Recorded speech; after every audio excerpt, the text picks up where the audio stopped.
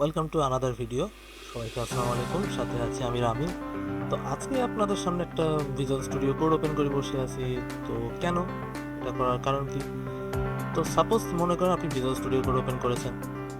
তো মনে করেন আপনি একটা রিয়াক্ট প্রজেক্ট বানাবেন। তো রিয়াক্ট প্রজেক্ট বানানোর জন্য আমরা কি করতাম, জাস্ট এখানে যে ফাইট ওয়েবসাইটে যেতাম, জাস্ট এখান থেকে গেট স্টার্টেডে ক্লিক করতাম, দেন আমাকে একটা কমান্ড রান করতে হতো টার্মিনালে গিয়ে। তবে তার আগে আমাকে নোড.js ইনস্টল করা থাকতে হয় এবং npm ইনস্টল হয়েছে কিনা সেটাও আমাকে সবসময় চেক করতে হয়। তো ব্যাপারটা বারবার এই কাজটা করতে হয়, যেটা এক প্রকার বলতে গেলে একটা বিরক্তিকর কাজ। তো এই কাজটা কেন করতে হয়? কারণ আমাদের মেশিনে রিয়াক্ট প্রজেক্ট কাজ করানোর জন্য বা রিয়াক্ট প্রজেক্ট ইনিশিয়ালাইজ করার জন্য একটা এনভায়রনমেন্ট সেট আপ করতে হয়, যেটা হচ্ছে নোড.js এবং npm। তো কেমন যদি হয় এই একই প্রসেস আমাকে বারবার এইভাবে করতে হবে না। আমাকে আমার লোকাল পিসিতে, আমি যে বর্তমানে উইন্ডোজ 11 পিসিতে আছে, সেখানে আমাকে নোড.js ইনস্টল করে রাখছি, এমনটা আর করা লাগবে না। এবং এমন যদি হয় আমি ক্লাউডে কোড করতে পারি। বিষয়টা খুবই ইন্টারেস্টিং, তাই না?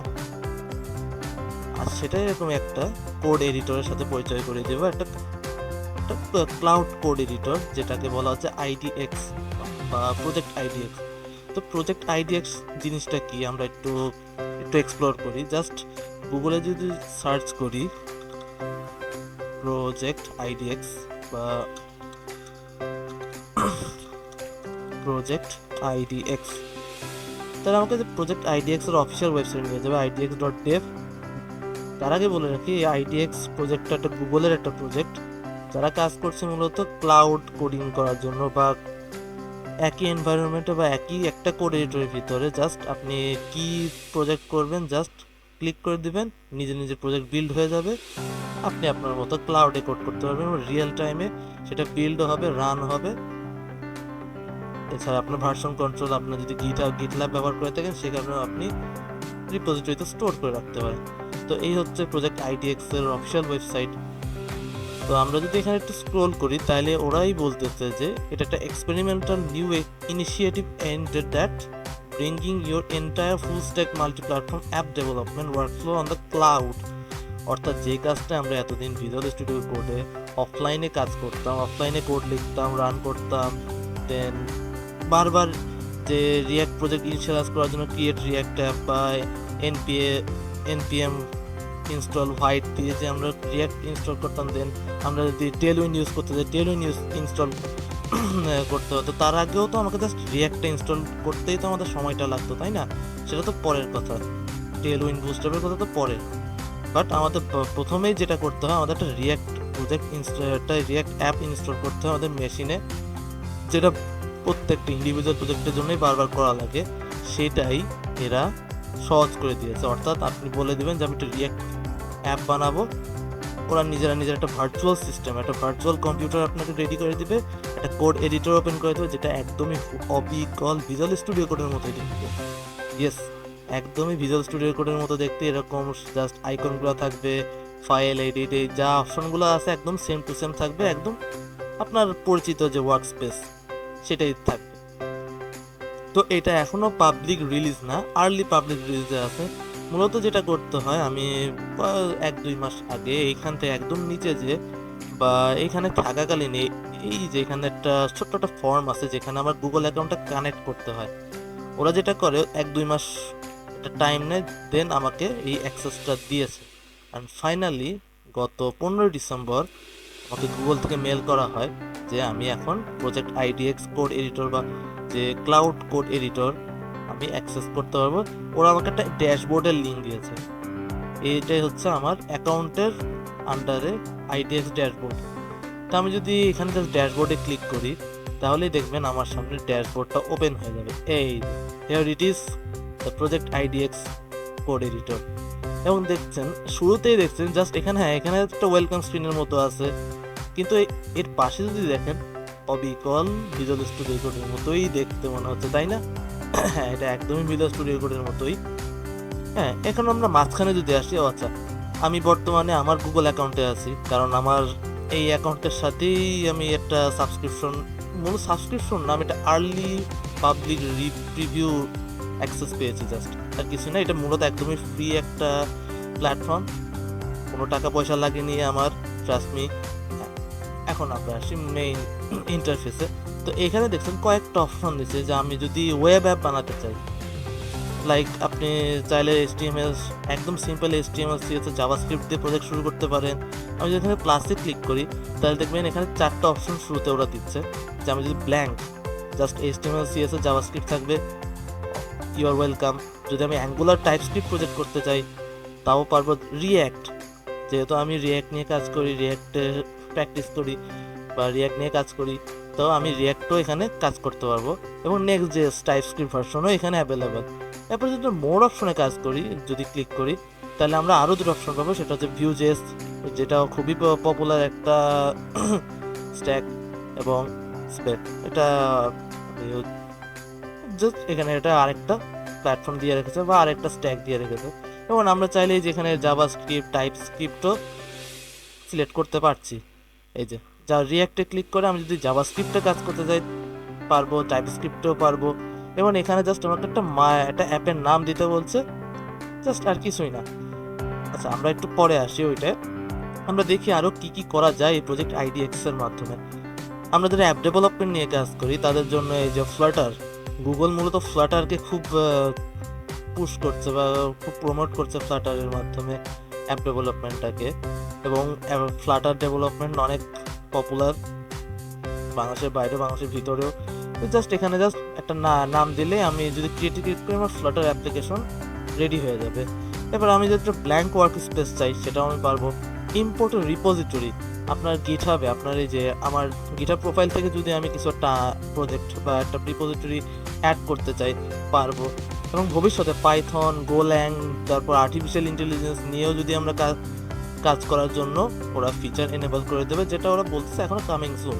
যদিও পুরো প্রজেক্টটাই এখনো পাবলিক রিলিজ হয়নি, এটা এখনো আর্লি পাবলিক রিভিউ বলা হয় এটাকে, তো সেই প্রিভিউতেই আছে।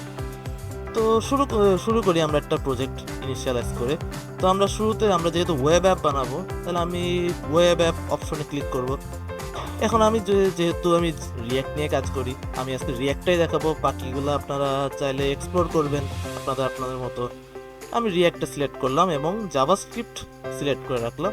এবার এখানে আমাকে বলছে একটা অ্যাপের নাম দিতে, তো আমি দিলাম যে মাই react app.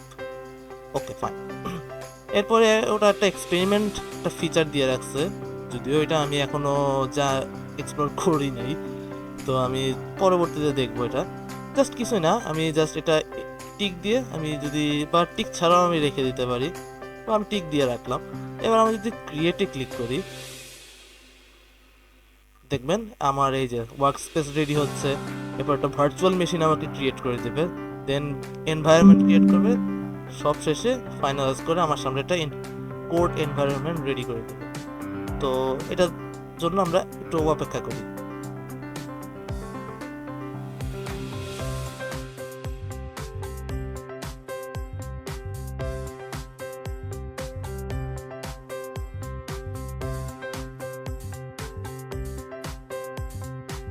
A few minutes later.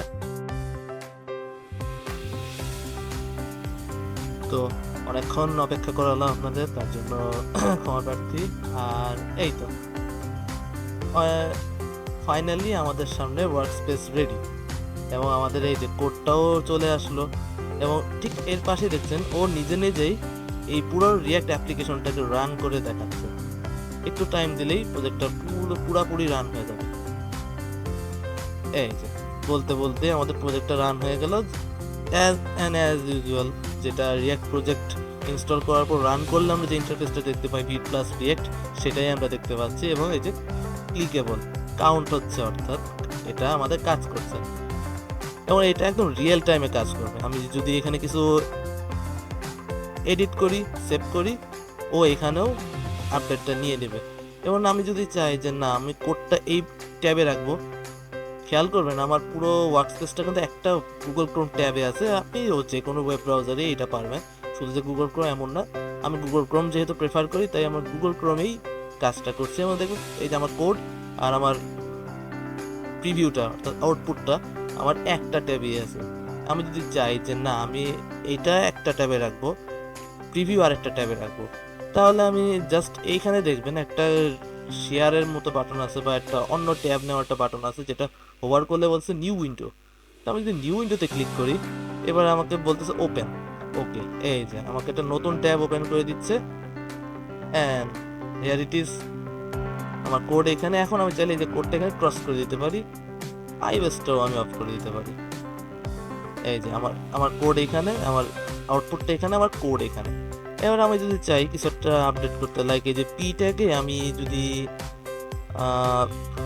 React JS লিখে, এটা অটো সেভ হয়ে যাবে, এটা একদম অটো সেভ হয়ে যাবে। আমরা যদি দেখি এই যে আউটপুটে দেখলে আমরা দেখতে পাবো রিঅ্যাক্ট জেএস এখানেও আপডেট নিয়ে নিচ্ছে, হট রিলোড, অর্থাৎ এটা এখানেও হট রিলোড কাজ করে। রিঅ্যাক্ট অ্যাপ্লিকেশন বা এই ধরনের স্ট্যাক নিয়ে যারা কাজ করি তাদের সাথে এটা খুবই পরিচিত, হট রিলোডের ব্যাপারটা। এখন আমি একটু ইন্টারফেসটা দেখি, ইন্টারফেস দেখে আপনার কি মনে হচ্ছে? মনে হচ্ছে না আপনি ভিজুয়াল স্টুডিও করেই আছেন? ইয়েস, আপনি ভিজুয়াল স্টুডিও কোডের মতোই, একদম ভিজুয়াল স্টুডিও কোডেই ইন্টারফেসটাই আপনারা পাচ্ছেন, অর্থাৎ একদম পরিচিত একটা ইন্টারফেস। তার সাথে ওরা কিছু অ্যাড করে দিচ্ছে, এক্সটেনশন, যেমন গুগল, যেহেতু এটা গুগলের প্রজেক্ট তো অবশ্যই গুগল ফায়ারবেজের ওরা এক্সটেনশন অ্যাড করে দিবে। আপনারা যদি রিঅ্যাক্ট প্রজেক্ট বা অ্যাঙ্গুলার প্রজেক্ট ফায়ারবেজের সাথে কানেক্ট করতে চান তাহলে সেটাও ওইখানে পারবেন, এখানেই বসে করতে পারবেন। এরপরে ওর এখানে আরও কিছু অপশন দিয়ে রেখেছে। তারপরে এটা হচ্ছে আমাদের ফাইল এক্সপ্লোরার, সার্চ, তারপরে এই যে গিট, আমি গিটহাবে যদি পাবলিশ করতে চাই আমি এখান থেকে করতে পারবো, ডিবাগ করতে পারবো। এখানে আরও কিছু এক্সটেনশন আছে, এখানে আরও কিছু আমরা এক্সটেনশন খুঁজে আমরা আমাদের মধ্যেই যে ব্যবহার করতে পারবো, আমাদের পছন্দসই যে জিনিসগুলো আমাদের আমরা ব্যবহার করি আমাদের ভিজুয়াল স্টুডিও কোডে। লাইক এই যে আমি এখানে অনেক ধরনের এক্সটেনশন ইউজ করছি, আমি চাইলেও সেটা এখানেও অ্যাড করে করে ইউজ করতে পারবো। তো মূলত এই প্রজেক্ট আইডিএক্স বা আইডিএক্স যে ওয়েব বেস কোড এডিটর, এটা মূলত কাদের টার্গেট করে বানানো? এটা মূলত যাদের কম্পিউটার একটু ডিসেন্ট, যাদের একটা ডিসেন্ট কনফিগারেশন কম্পিউটার আছে, খুব হাই এন্ড না, আবার একটু লো, যাদের এই যে নোট জেস বা এই ধরনের রান করাইতে গেলে একটু ঝামেলা হয়, তাদের জন্য। আর আর এটার জন্য খুব বেশি কনফিগারেশনও দরকার হয় না। আপনার যদি একটা জাস্ট ডুয়েল কোর কম্পিউটারও থাকে এবং একটু যদি ভালো ইন্টারনেট কানেকশন থাকে, then you can go this code editor.